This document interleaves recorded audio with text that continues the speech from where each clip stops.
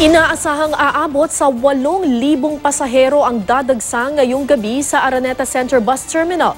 Higit na mas marami yan sa bilang ng mga naitatalang pasahero dyan kada araw. Pahirapan ang pagsakay sa mga bus. Halos kalahating araw naghintay ng masasakyan kahit ang mga may nabili ng tiket. Live mula sa Quezon City may report si Salima Refran. Salima. Kara, marami na nga ang mga pasahero dito sa Araneta Center Bus Station. Lahat nais makauwi sa kanilang mga probinsya ngayong Semana Santa. Pero ang problema, marami mga bus ang natatraffic. Kada araw, aabot sa 7,000 ang biyahero sa naturang terminal. Kaya ngayong huling araw ng trabaho, mas mahigpit ang seguridad sa terminal para sa mga uuwi ng probinsya. We elevated or we raised our alert status from heightened alert to full alert dito sa Metro Manila. So, hindi tayo titigil sa ating campaign against illegal drugs. So tuloy-tuloy yan, even during Semana Santa and weekends. Si Julita Gomez at 14 na kamag-anak dala ang kanilang inaning bigas pa Bicol. Ang construction worker na si Juden Rojas, 2 balde ng biskwit ang dala pa uwi ng Masbate. Doon ang destinasyon ng pasaherong ito na may dalang manok. Isang flat screen TV naman ang bitbit ni Julieta Benitez. Sa Balintawak naman, bandang tanghali na magsimula ng kumapal ang bilang ng mga pasahero. Sila yung mga nagbabaka sakali na makasakay ng bus o mga chance passenger dahil hindi sila nakabili ng ticket. Wala ho kayong ticket? Wala po. Paano? Baka sakali ho kayo rito? Opo. Sabi, standing, okay lang? Okay lang po. Wala hong ticket. Magbabaka sakali kayo? Opo. Kaya sa tuwing may bus na darating, didikit sila sa pintuan sa pag-asang sila'y pagbubuksan at pasasakayin. Kahit lahat ng upuan ay may nagmamay-ari na. Miss, okay lang kahit nakatayo? Ay, po. Okay lang, wala problema? Okay lang po. Wala na po, punuan na po. Punuan na? Opo. Pwede pa rin kayong dumampot, hindi na? Wala ba ng kontrairan? Pwede pa ng bata. Pati mga barker problemado sa dami ng pasahero pero wala namang masasakyan. Kung may mapapadala para makauwi yung tao sa pupuntahan, kung ano magagawa nila, o kaya yung mga MMDA na bus na bakante nila, padala para sa tao.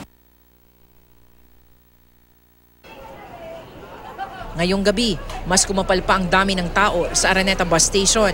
Grabe na, ang init kanina pa kaming umaga. Gusto po namin na magdagdag ng bus, hindi yung bibigyan kami ng ticket, bigay na lang ng bigay ng ticket tapos kami naman ang kawawa.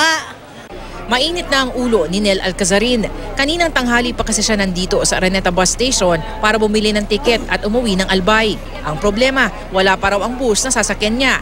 Maraming mga pasahero ang kanya-kanya na ang diskarte sa pag-upo o pagsalpak sa semento sa tapat ng mga bus bay. Lahat gustong makasakay at makauwi sa mga probinsya. Dapat doon kami sa busport, kaso lang wala na talaga, fully book. Kaya dito na lang kami, basta makauwi lang. Ayon sa mga dispatcher, marami pa naman daw silang mga biyahe. Makakabili pa sila ng ticket sa amin, available pa, marami pang bakante. Ang LTFRB nag-issue naman daw ng 1,103 special permits sa mga bus ngayong Semana Santa. Kasi yung mga bus natin na traffic ngayon, kung lalo na po yung may mga ticket na, assured naman sila. Magantay na lang po. Inaasahan ng pamunuan ng terminal na aabot yan sa 8,000 ngayong gabi. Ngayong gabi ang bulto, no? Tomorrow, normally at yearly naman ito, pag Huwebes na medyo magaan-gana yung pasero natin and so much more by Good Friday. Sa ngayon, nasa higit 30 pulis at 40 force multipliers ang nandito ngayon sa bus station para magbigay seguridad. So far po naman, with no untoward incident, yun nga lamang po, katulad ng expectation natin, unti-unti na pong dumadami yung mga pasahero. Kara, pakita ko lang sa iyo yung sitwasyon natin ngayon dito sa Araneta Center Bus Station. Sa aking likuran, marami-rami pa itong mga pasahero rito pero nakikita nyo banda doon, isa lamang yung bus na nagsasakay. Ang sinasabi sa atin dito ng dispatchers at maging ng LTFRB, may mga biyahe. Merong mga biyahe ng alas 7, alas 8, pero hanggang ngayon, wala pa rin yung kanilang mga bus. Yan ay dahil natatraffic raw ang mga ito. Ang sinabi din sa atin ay may ilang mga kalsada na ginagawa doon sa bandang Southern Tagalog. Kaya nahihirapan bumalik yung mga bus dito sa Maynila. Kara. So Salima, kulang ba yung mga bus na itinalaga para kunin or para ibiyahe yung mga pasahero? Kara, yan ang tinanong natin sa LTFRB. Bukod dun sa mga regular buses, no, yung mga regular trips, no, nagdagdag sila ng 1,103 na special permits. Yan ay para bumiyahe nga ngayong Semana Santa. Ang sinasabi nila sa atin, sapat ang bilang na yan.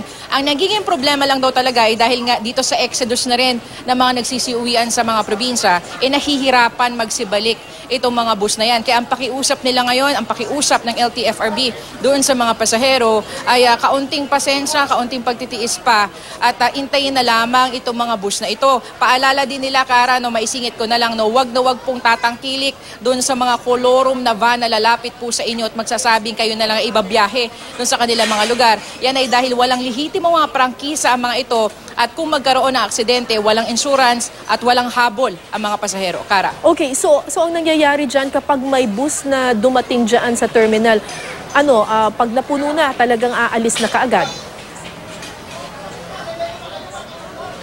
Kara, kasi kadalasan yung mga bus ngayon, no, late na ito doon sa kanilang schedule. Oo. So talagang sasakay na lamang yung mga pasahero, punuan na yan at aalis na lamang.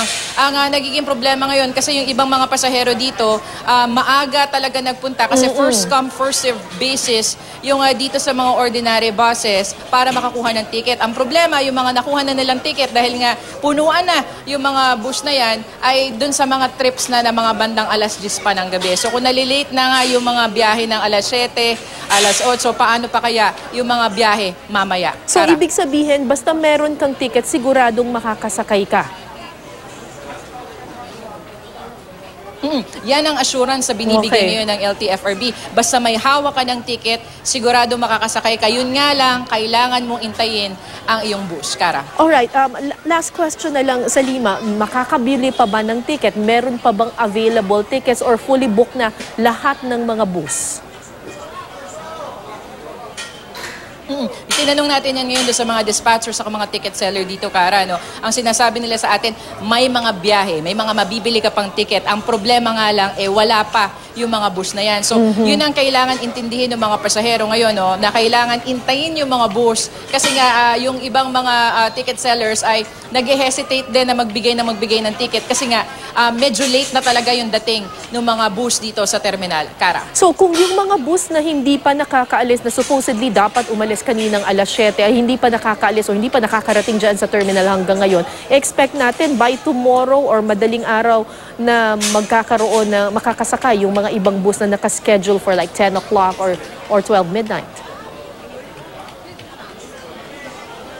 Basta, Kara, ang sinabi sa atin, oras na dumating yung bus na yan ay magsasakay ng mga pasahero. Once na maging available po yung bus ng mga pasahero na hawak yung ticket na para doon sa biyaheng yun, ay aalis sila kagad basta dumating na yung bus na yan, Kara. Maraming salamat sa iyo, Salima Refhan.